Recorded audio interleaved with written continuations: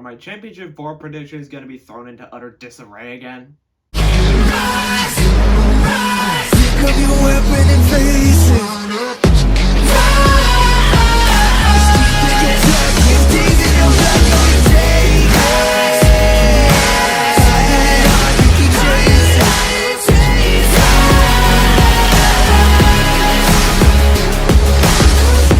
Rise, rise.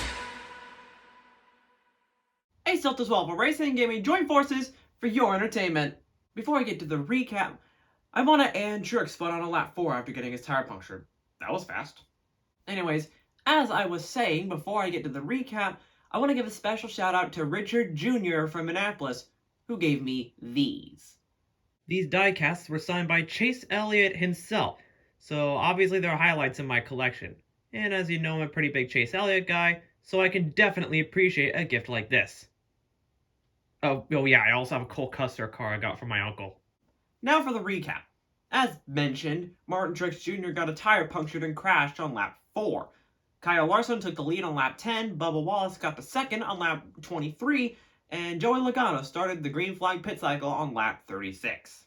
On lap 42, Eric Almirola had the lead, Ryan Preece was up to second, Harrison Burton was up to third, and Ty Dillon found himself in fifth. However, none of them had pitted yet, and eventually they did.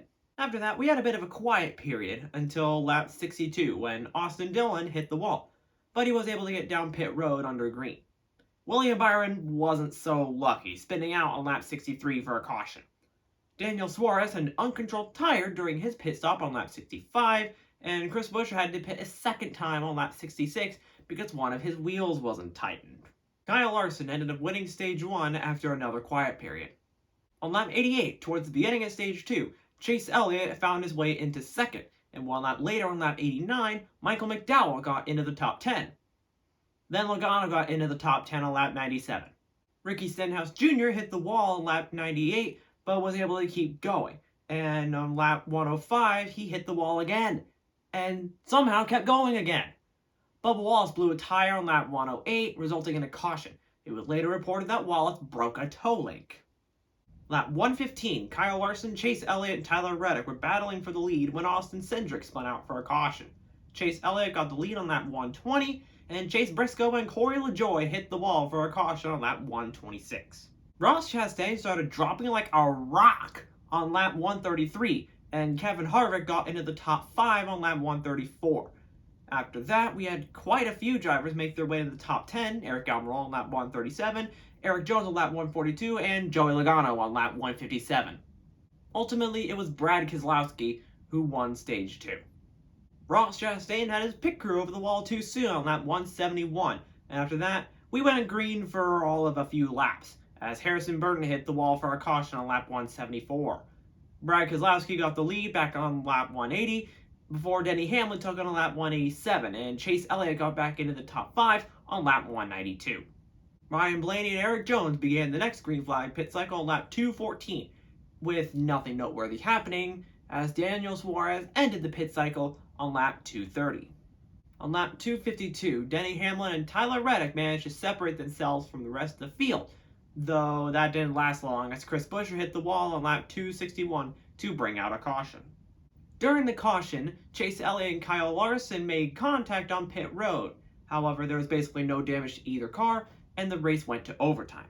Eric Jones and Joey Logano battled for the lead before Tyler Reddick took it. We got the white flag first try, and Denny Hamlin hit the wall as he was chasing down Reddick. Ultimately, he would have to settle for second, as Tyler Reddick took the checkered flag. Because I didn't mention this earlier in the video due to him keeping himself out of trouble, Carson Hocevar is back as the Noah Gragson replacement for Kansas, and he will also be the Gragson replacement next week at Bristol. Speaking of Noah Gragson, it was confirmed that he is officially reinstated and will seek rides elsewhere, provided a team even wants him to drive their car. Martin Truex Jr. had an okay Darlington race and crashed on lap 4 at Kansas. As I record this video, he is 7 points below the cut line. We have a good chance that our regular season champion will be eliminated in the first round.